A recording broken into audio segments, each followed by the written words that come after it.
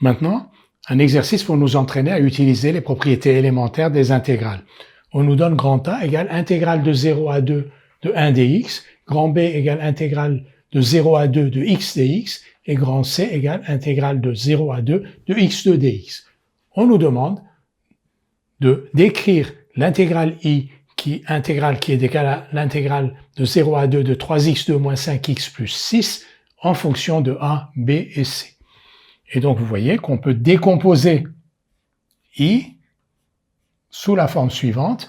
Alors évidemment j'aurais dû prendre la précaution déjà de vérifier que 1 dx est bien défini, c'est le cas, puisque 1 est continu sur 0,2, x est continu sur 0,2, x2 est continu sur 0,2. On fait toujours confiance à celui qui donne l'énoncé, mais on vérifie quand même.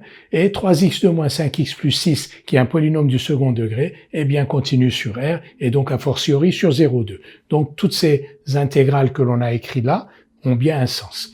On va donc écrire I maintenant, et on va le décomposer selon les propriétés des intégrales. Donc I va pouvoir s'écrire 3 fois intégrale de 0 à 2 de x2 dx, moins 5 fois intégrale de 0 à 2 de x dx, plus 6 fois intégrale de 0 à 2 de 1 dx.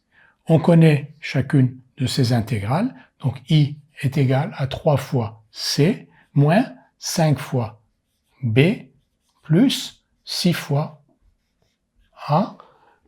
C'est un exercice assez simple, mais il faut savoir le faire. Maintenant, nous allons traiter un exercice un peu plus complexe sur les propriétés des intégrales.